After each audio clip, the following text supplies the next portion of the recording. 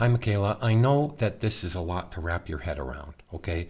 But I'm going to try to keep everything simple as much as not because I'm the professor, you're the student, just because the concept is difficult, but not if you consider each shape, okay? So I took your screenshot and I made a template here, and I did a few pieces of her, a few body parts, and I wanted to show you. So I'm going to show you that here is her sketch layer that I've locked and I dimmed. Okay, so the very first thing on her right arm, this is her right arm, upper, right arm, lower, and hand. So I'm going to zoom in. So in that context, I have drawn the right lower arm. I'm sorry, the right upper arm first. Now, do you see how I added, like, instead of doing a circle, I just drew the arm and just kind of faked in a little circle for both where the shoulder meets and as it goes into the forearm. Okay, so I didn't stop it right there. All right. And I just drew it all the way around like this because of the way the joints work. Now, and I'll show you how that works when I do little fills so you can see. Then I drew the right lower arm. Now, do you see how I overlapped the right lower arm into the hand, and I gave it that extra room so when I actually pivot this, there's no holes. I didn't just do the lower arm to this point right here where I'm pointing right there, okay, and then come down like that, because if I would have moved that lower arm, then there would have been a hole, but now there's not.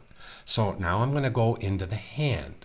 So the right hand, I kind of drew, it really should be this way. You have it a little backwards.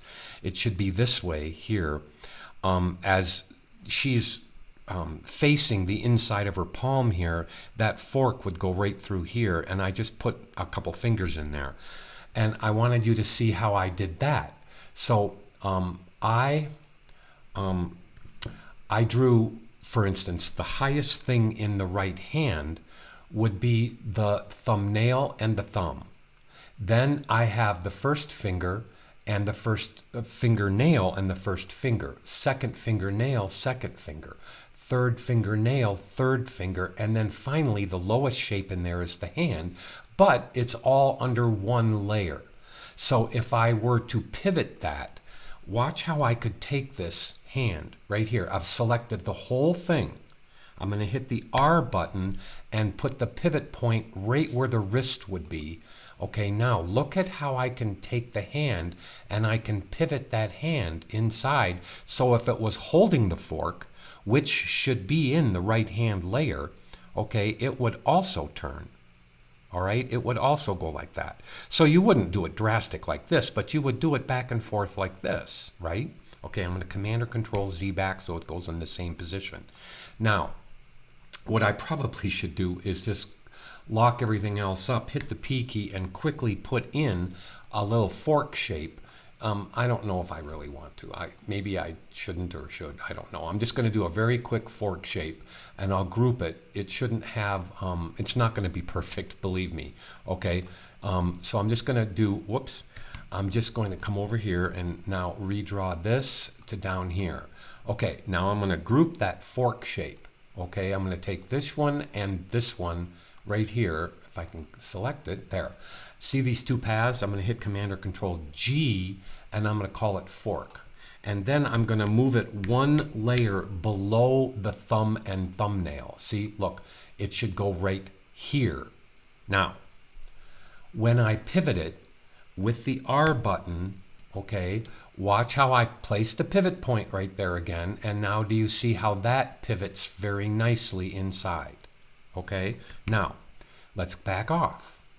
I am going to, in a little bit, I'm going to show you how to color these in a way, but for now, I'm going to close the right hand layer and I'm not going to lock it, but I am going to select the forearm shape, the lower arm, okay? I should just call it her forearm, but that's okay. I'm going to go inside this, and I'm just going to fill it with a white temporarily, just temporarily, so you can see how it overlaps this shape. Now, what I want to do is to take both the hand and the lower arm, let me close that layer, and select them both over here in the layer palette. Now hit the R button and put the pivot point right there where an arm would bend. And now do you see how I could take the whole thing, and do you see how it actually moves? And that's why I added that extra shape to the right upper arm, because if I moved it, and if I drew the right upper arm, let me Command or Control Z back, and follow this line right there that I'm actually drawing up and down on, then there would be a crack or a hole. All right, so let me now go to the right upper arm, this one right there. Now let me fill it with a white, just for quick, okay? Now, look at how I could select all three of those, right? All three of those. Let me make sure I've got that selected. Okay, and shift click this. Okay, I've got all three of those selected. Okay, now I'm going to hit the R button and put the pivot point in the shoulder. Now, do you see how I could actually turn this? See how that turns like this? And see how nice that that's going to work out, because I am going to, the costume is on a higher layer. So, for just giggles, let me turn on her upper costume right there. I have it in magenta just because, I don't know why. But I'm going to, I have two parts to that upper costume. Let me turn off these three here so I can gather my brain about me. I have, that was for the head. Let me, I'm sorry. That was for the head. I'm putting in a new layer. Let me see where that layer 9, and I'm going to put it up here for now. And I'm going to take the head and put it in there. And that's just the start of my head. I didn't do anything with it yet though. Okay. And it needs to be above the upper costume where the neck is too. But let's not talk about that yet. I'm just going to turn it off. Okay, so this upper costume, I'm going to add a color to it. Just a fill color, or I don't know what yet. Let me just, maybe I'll just make it that magenta shape, but a little bit backed off of that. Maybe just something like this. Okay, now that I've got that in there, okay, I wanted you to see now if I lock it up, that's why that shape is in front of both arms. When you get the left and the right arm done, it's going to be in front of them. And I'm going to now turn on those three shapes that I just did. I'm going to select all three circles right there by shift clicking them, hit the R button again, which is why I wanted you to see why the pivot point is there. Look at how I can take this, and do you see how now that turns and the costume stays put? Do you understand that? Okay. Now, that means I can do anything with this. If I take the upper arm and I deselect it, okay, and put the pivot point for the R button back on that elbow, do you see how now that turns? And that makes sense. Okay. Now, let me save it. And I'm probably going to send you this file here. All right, I did draw the chest and the neck, and I'll give it a skin color because I wanted you to see something. So I'm going to go into there. I'll just give it a quick skin color. Let me just double click that. I'm not even going to worry about the fact that I gave it a blue line. For now, I'll just give it a black line. Okay, I'm just, and I have the swatches palette in a different window, so that's why I'm doing that. Okay, so now do you see how the chest and neck is underneath the costume? I want to zoom in and show you that where her upper chest area, her this set of lines right there, I want to click on this so that you can see. Let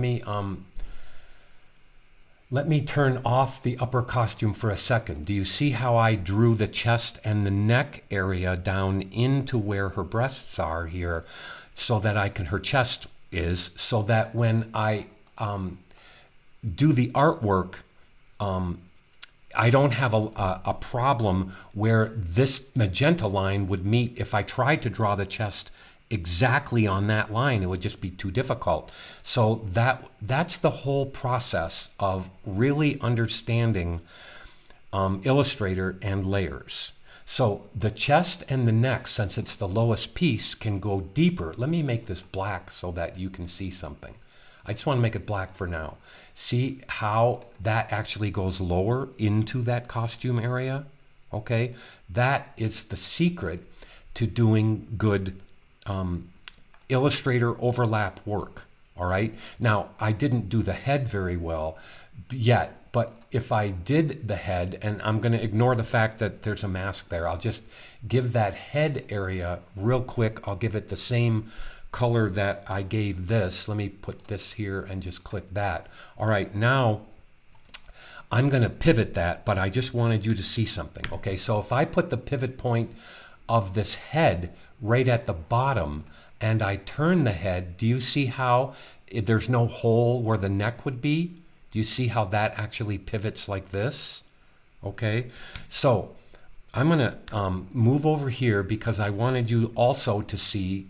I know this is a lot. I'm agreeing with you that this is a lot. But if you take one step at a time, I'm going to turn on an example here.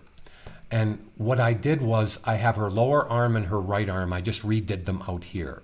And I wanted you to see how the fills are the bottom layers, the biggest.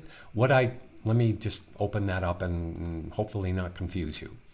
Okay, so I'm going to turn off this and this and this and this. Okay, so down here, over here, all I had was one shape. Whoops, I have to get out of that window. I'm sorry, let me hit the A key. I had one shape for this part of the arm, right? Just one shape. I had one shape for that part of the arm. See, just one shape. Okay. When I went over here, I duplicated that shape, locked it up, used my C key, which is the scissors tool, and turned this right-hand line and left-hand line into strokes, okay, instead of fills. So when you do a character, the bottom layer is a fill, let me say it right, is a fill with no stroke. You duplicate it and turn it into a stroke with no fill.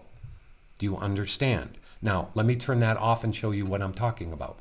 So if I take this fill and duplicate it, I now have two of them, right? Well, I don't need two of them. So if I take this, I can select the second one I made, just flip it like that, turn it into black strokes or whatever color, turn it into black strokes or whatever color strokes you want, and then use your C key. Let me lock up this bottom one.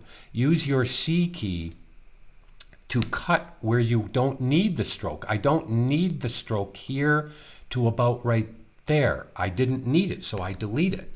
Okay, now I don't need this stroke where the hand goes in. I don't need it here or want it there. And I'm going to select it like this and delete it out. Now, I turned the fill into the stroke, but I also had the fill done. Do you understand? Okay, so what I'm going to do here,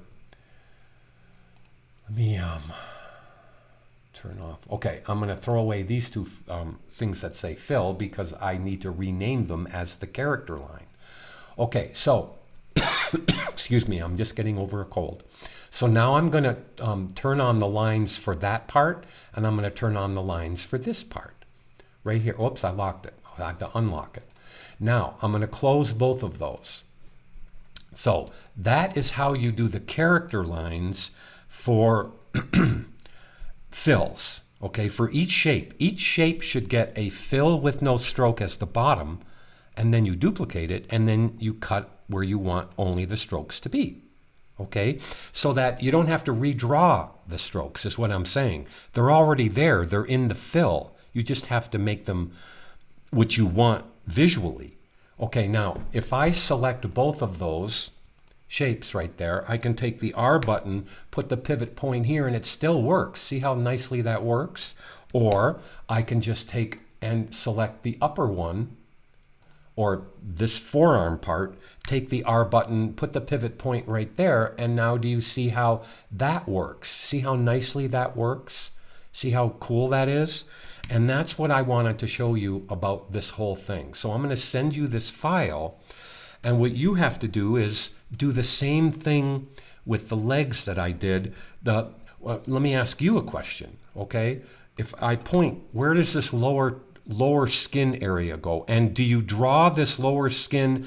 Do you draw this lower skin following this little smiley face pattern and this waist? No, you would actually draw this only accurately to here, right? And then come way lower like this, and come lower and then back up, and then back up. That's the accurate line, and then back up like this, and then that would be your tummy area. The tummy would be its own layer, and it would go below. Let me show you what I'm talking about. I'm going to put that tummy area underneath. Let me first make a new layer called tummy. Whoops. That's how you draw things. Okay, there's your tummy area, and I'm going to take that square, which ended up being in the wrong layer. I'm going to put it actually into the tummy area. All right, now let's make it have a fill. Take the eyedropper and grab this. Now do you see how I have the tummy right there, and the tummy is actually underneath everything? Do you follow what I'm saying? Okay, so when you do the hips, that would actually be above the tummy. So that, I'll save the file. So that is how you do your character. Now when you start to do the head, you're going to have to take that, almost that same shape I did, and you're going to have to do a center little triangle-y shape like this for your mask. You have to do an individual shape for the mask, an individual shape probably bigger. This mask area right there, that is going to be above that, on the highest layer of the head. Now, in that same thing, you can do all your shapes for the head inside this layer that I'm talking about. Okay, that layer right there. You just have to play with the stacking order. So, like your highest shape would be those two little eyebrows, because they're in front of everything. Okay, so you're going to have to, just like I put the fork in the hand layer, you're going to have to put the eyebrows as the highest layer inside the head. So, I know that was a lot. Again, just think of your overlaps. I'll say it again. Look at how big I made that tummy. It goes up into the chest area on purpose. Because why should I have to draw this little pattern right there for the tummy and for the chest? You don't, because of the beautiful way that layers work. Okay, just if something is underneath like this, now look, if I take the tummy area and put it above there, that doesn't work, right? It needs to be down below that uniform, that costume area. So hopefully that worked. And hopefully you have a little bit of a better understanding. Just take it one shape at a time, and then think your way through where your body pivots is where you need those extra circle-y shapes. Like the head would pivot, right? So the neck needs to be there. The tummy, the whole hip might pivot. So you're going to need that costume, that tummy area, to go down into the hips, okay? And then the hip would be above that layer. So hopefully, I know I could keep on going. I'm going to stop it right now. Hopefully that helped. Let me know.